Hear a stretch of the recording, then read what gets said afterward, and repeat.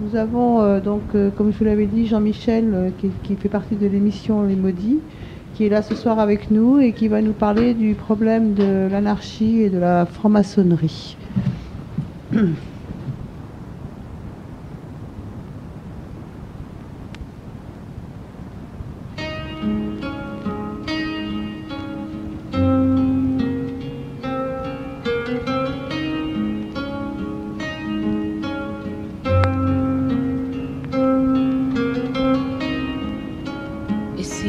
Avait que le ciel et plus de paradis, ni Dieu, ni enfer, simplement jour et nuit. Imagine tous les vivants au présent.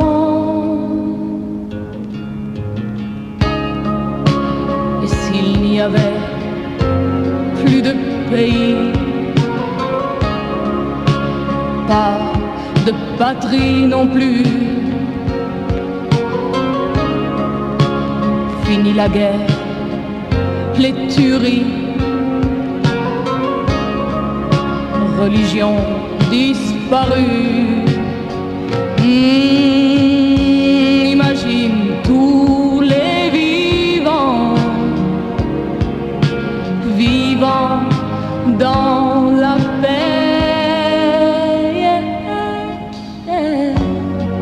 Tu vas dire que je rêve, mais on est déjà beaucoup. Et si l'humanité se lève, ce jour-là, viens avec nous.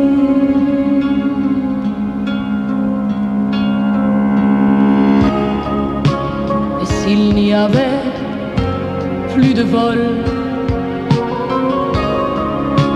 plus de propriété, de pauvreté, ni de faim, rien que fraternité. Imagine tous les vivants à égalité.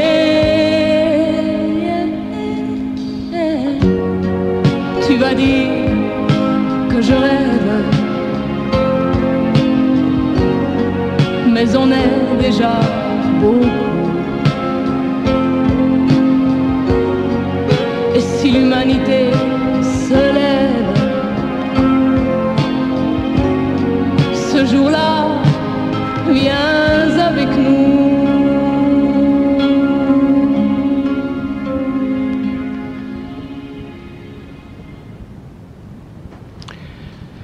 Merci. Voilà, alors le morceau que vous venez d'entendre, c'est évidemment le célèbre air d'Imagine que tout le monde connaît, mais il était interprété par Elisabeth Granec, qui est en fait une ancienne étudiante de l'établissement où j'enseigne. Pierre-Louis Proudhon, Michael Bakounine, Jules Vallès, Jean-Baptiste Clément, Louise Michel, Fernand Pelloutier, Sébastien Faure, Francisco Ferrer, Ernestan, Voline, Enrico Malatesta, MD, Léo Campion, Pierre Dac. Vous me direz, mais pourquoi cette liste? Eh bien, tous ces gens ont un point commun. Ils sont tous francs-maçons, enfin, ils étaient tous francs-maçons et tous anarchistes. Ce qui pose évidemment la question de savoir, peut-on être anarchiste et franc-maçon? C'est à la demande d'Axel, qui est à côté de moi pour l'instant, que j'ai accepté bien volontiers de traiter ce sujet qui m'interpelle à titre personnel. Donc, je trouve assez intéressant. Je rappelle peut-être qui sont certains de ces personnages. Donc, je crois que Proudhon, ben là je crois que tout le monde connaît, c'est je dirais le fondateur de l'anarchisme en France au XIXe siècle. Bakounine, c'est son pendant, c'est son élève, mais il était quasiment contemporain je dirais pas de son maître, parce que c'est un mot qui est banni, évidemment, chez les anarchistes. C'est un Russe, mais qui a beaucoup voyagé en Europe. Vallès, tout le monde connaît l'écrivain. Jean-Baptiste Clément est l'auteur du Temps des cerises. Louise Michel, qui était institutrice, s'est battue au moment de la Commune de Paris en 1871, donc entre le mois de mars et le mois de mai, mais par la suite, comment ? La pétroleuse. La pétroleuse, exactement, et elle a été une des victimes, évidemment, de la répression des Versaillais, puisque là, elle a été envoyée très loin comme punition de ce qu'elle avait fait, puis elle est revenue en France, je crois, 10-15 ans plus tard, et elle est morte en 1905. Alors Fernand Pelloutier, connu également parce qu'il a fondé les bourses du travail, donc c'était un syndicaliste, pourrait-on dire. Sébastien Faure est surtout connu pour son anticléricalisme. Francisco Ferrer, j'ai eu l'occasion d'en parler il y a peut-être un mois ici même. Il a été exécuté par l'État clérical espagnol en 1909. On est en train de fêter, entre guillemets, plutôt de commémorer l'anniversaire de sa mort. Voline, alors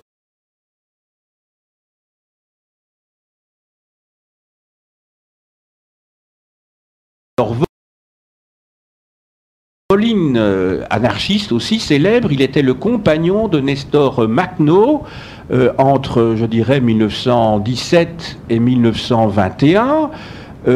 Pendant la révolte des anarchistes en Ukraine. Je rappelle que les anarchistes en Ukraine se sont battus successivement, mais contre tout le monde, si je puis dire, contre les Allemands d'abord, puis contre les Russes blancs, et puis, quand il n'y avait plus d'Allemands et plus de Russes blancs, ils se sont battus contre les bolcheviks.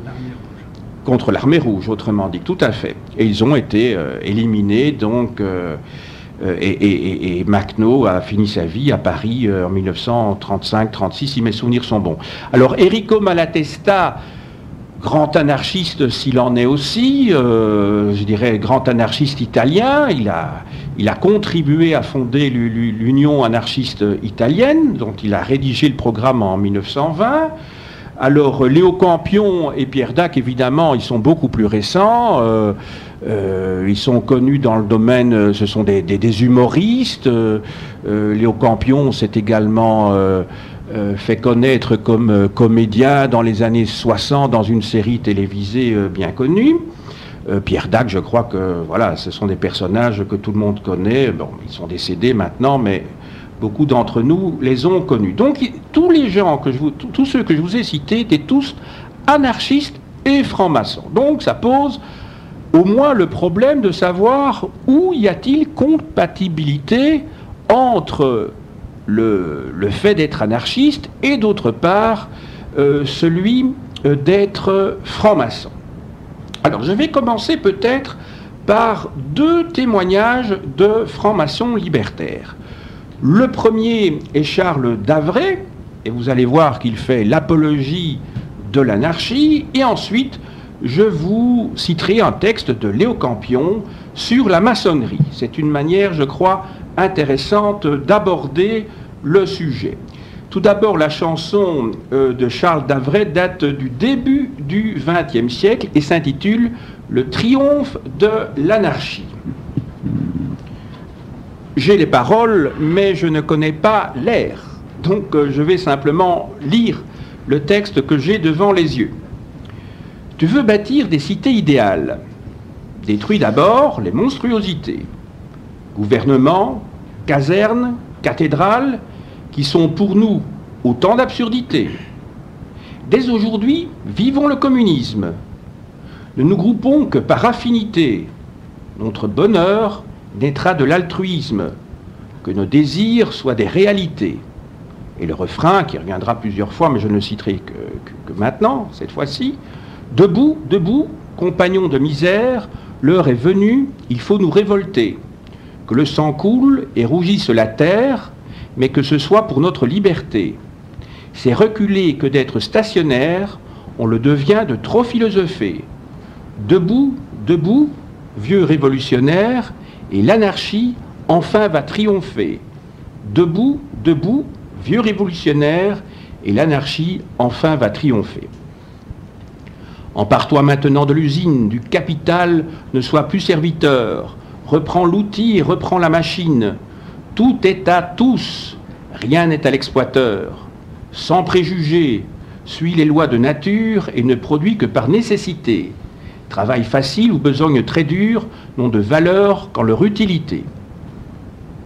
On rêve amour au-delà des frontières, on rêve amour aussi de ton côté. On rêve amour dans les nations entières, l'erreur fait place à la réalité. Oui, la patrie est une baliverne, un sentiment doublé de lâcheté. Ne reste pas de la viande à caserne, petit soldat, mieux te vaut déserter. Tous tes élus, foulés à la potence. Lorsque l'on souffre, on doit savoir châtier. Leurs électeurs, foie-les d'importance. Envers aucun, il ne faut de pitié. Éloigne-toi de toute politique. Dans une loi, ne vois qu'un châtiment, car ton bonheur n'est pas problématique. Pour vivre heureux, homme vit librement. Quand ta pensée invoque ta confiance, avec la science, il faut te réconcilier. C'est le savoir qui forge la conscience. L'être ignorant est un être irrégulier. Si l'énergie indique un caractère, la discussion en dit la qualité. Entends, réponds, mais ne sois pas sectaire. Ton avenir est dans la vérité. Place pour tous au banquet de la vie. Notre appétit seul peut se limiter. Que pour chacun la table soit servie. Le ventre plein, l'homme peut discuter. Que la nitro comme la dynamite soit là pendant qu'on discute raison. S'il est besoin, renversons la marmite. Mais de nos mots, a-t-on la guérison? Deuxième texte maintenant de Léo Campion que je vous citais tout à l'heure, que je mentionnais tout à l'heure.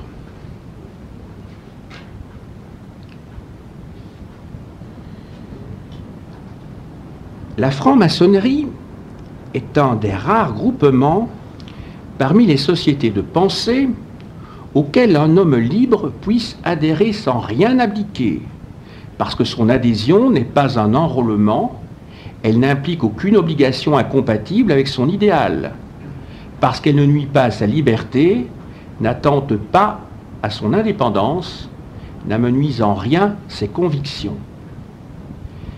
Ces méthodes si particulières de travail, la sérénité de ses tenues, ses traditions et ses rites librement acceptés, ses symboles librement interprétés, une totale liberté d'expression dans la tolérance et la fraternité, un processus initiatique exceptionnel de perfectionnement et d'émancipation des individus dans leur diversité, le maçon libre, dans la loge libre, fait qu'un anarchiste est en maçonnerie comme un poisson dans l'eau.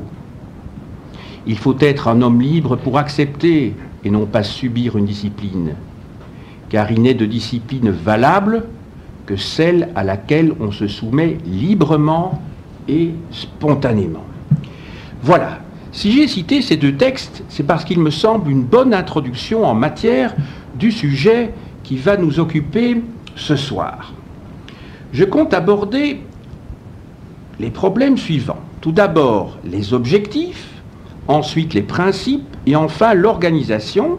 Ces trois thèmes pour essayer de voir s'il y a ou non compatibilité entre l'anarchisme et d'autre part la franc-maçonnerie. Je commencerai tout d'abord par les objectifs. La franc-maçonnerie comme l'anarchisme visent tous deux à l'émancipation totale de la personne sur tous les plans. Sur le plan intellectuel, sur le plan moral, sur le plan économique, politique et social, bien entendu. Tous deux procèdent par auto-émancipation de l'individu. Dans les deux cas, c'est l'individu, ça part de l'individu et non pas d'une quelconque autorité supérieure.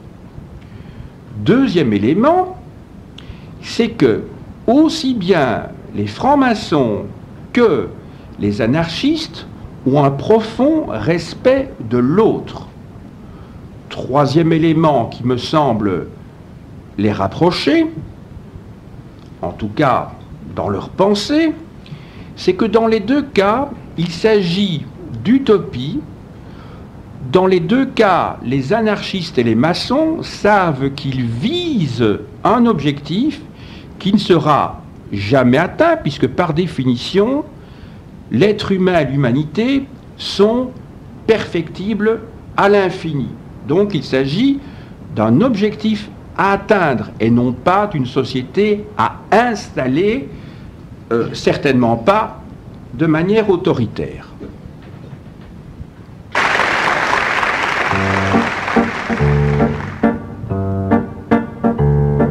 Connaissez-vous, frères et sœurs, l'histoire de l'orateur au discours très comique, qui n'avait jamais rien appris de la philosophie ou de la maïeutique, qui préférait à Kierkegaard des blagues de Kierkegaard ou plutôt qu'Aristote, à croire que sa vraie mission dans les interventions c'est de faire marrer les potes.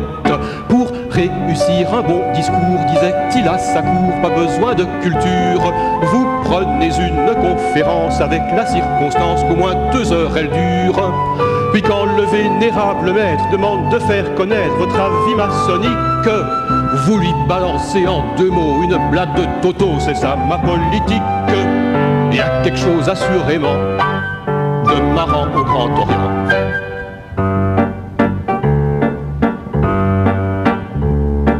Il pratiquait de jour en jour de plus en plus l'humour, améliorant son style, pêchant dans tout le répertoire des cafés de la gare au bistrot de la ville. La loge remerciant le gars de lune ne désemplissait plus, on refusait des frères, car la foule des visiteurs venait de l'orateur entendre la dernière. Il y avait bien quelques critiques pour dire que le comique n'a pas sa place en loge. Si cette règle est appliquée au sein des ateliers, ici on y déroge.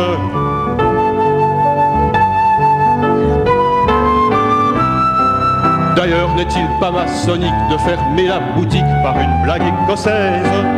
Il y a quelque chose assurément de marrant au Grand Orient.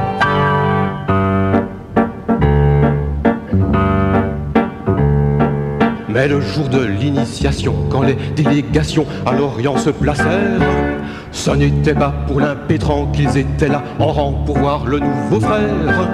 Ils attendaient impatiemment qu'il ait prêté serment entre les 2 colonnes, espérant que vienne le moment où l'orateur marrant en sortirait une bonne. Il commença par une classique, une blague maçonnique brisant soudain la glace, enchaînant par un jeu de mots, un paix et puis un rot, et enfin une salace. L'Orient qui retenait ses pleurs ne vit pas un des leurs qui étouffait de rire. C'était un de l'Aréopage dont le dernier voyage s'acheva en fou rire. L'orateur en fut mari, alors on l'engueula, puis on lui pardonna. Et les frères du grand convent l'élurent immédiatement Big Boss du Grand Orient.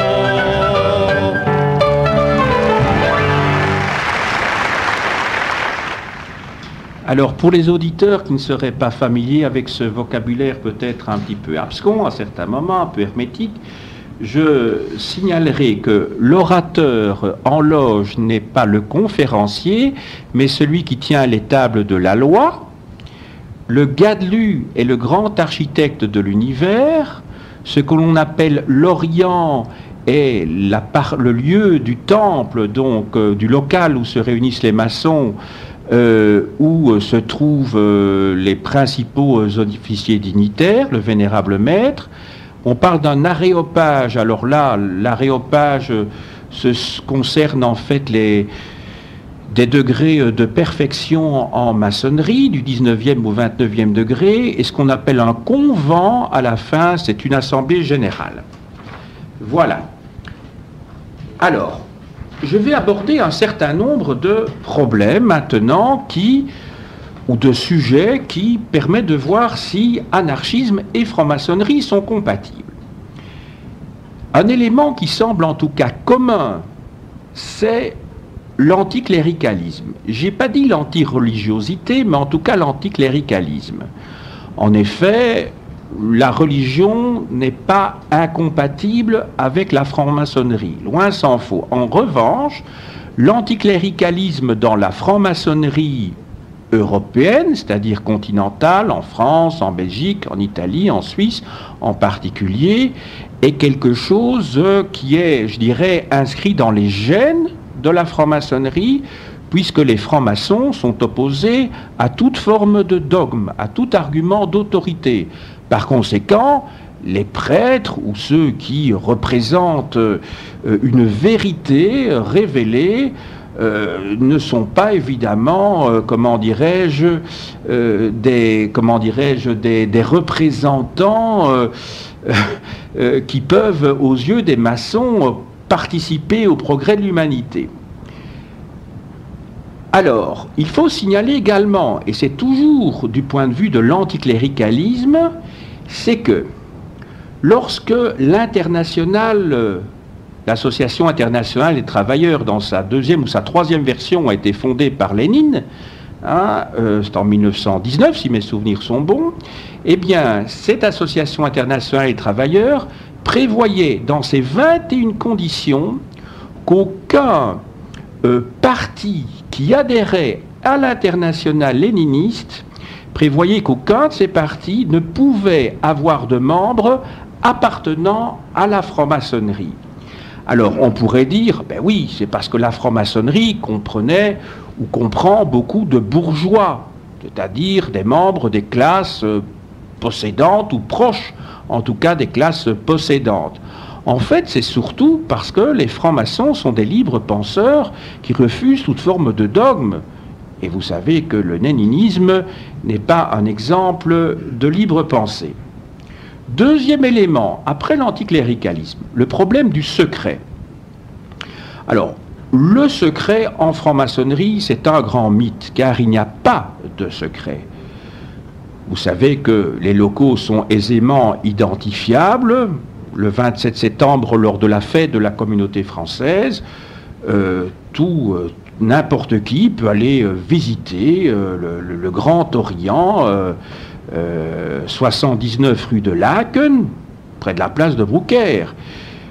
Si vous allez à Mons, vous trouverez très rapidement où se trouve la loge maçonnique, c'est rue Chisère, juste à côté de la gare, parce que vous avez des symboles maçonniques sur la façade. Si vous allez boulevard d'Avroy à Liège, vous trouverez des compas et des équerres qui ne laissent planer aucun doute. La même chose à Lille.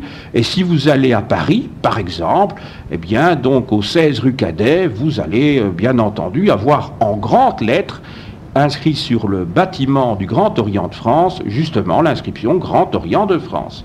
Et donc, si vous avez envie de savoir qui rentre, qui sort, vous n'avez qu'à vous poster dès 7h ou 8h du soir, et vous saurez évidemment tout de suite qui en est.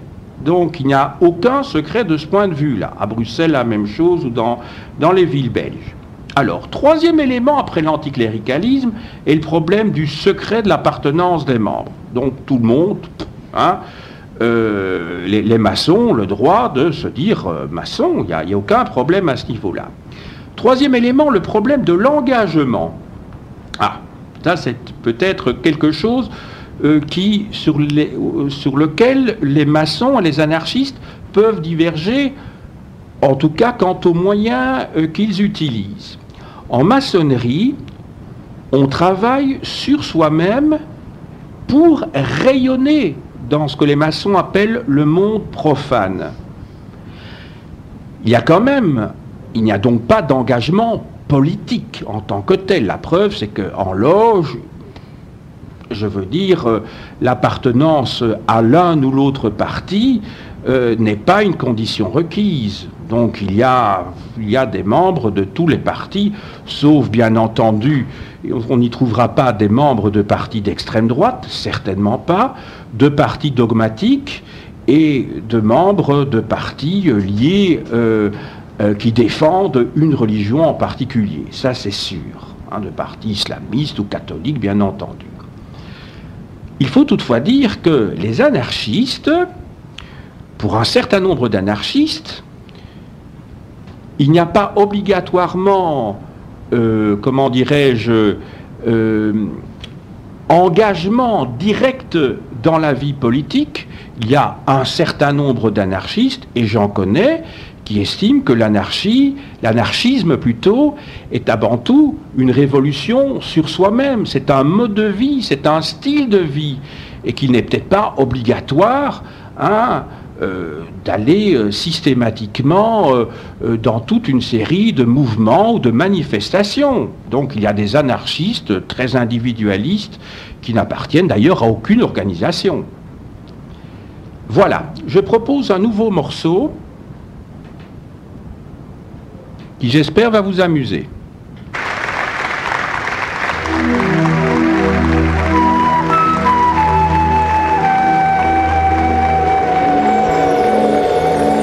J'habite seul avec maman dans un très bel appartement, avenue Louise. J'aime lui tenir compagnie, mais le mardi, jour de sortie, je me déguise. J'accroche à ma veste un bijou, passe un ruban autour du cou, de couleur vive. Je mets ensuite des gants blancs, frais préparés par ma maman, dans la lessive. C'est dans une grande maison où les rencontres se font confidentielles. Une maison avec un bar où il n'y a que des hommes au comptoir et pas de femelles. C'est pas facile, oui je l'admets, que d'avouer mon tout secret, mais je précise, c'est la faute à mes parents.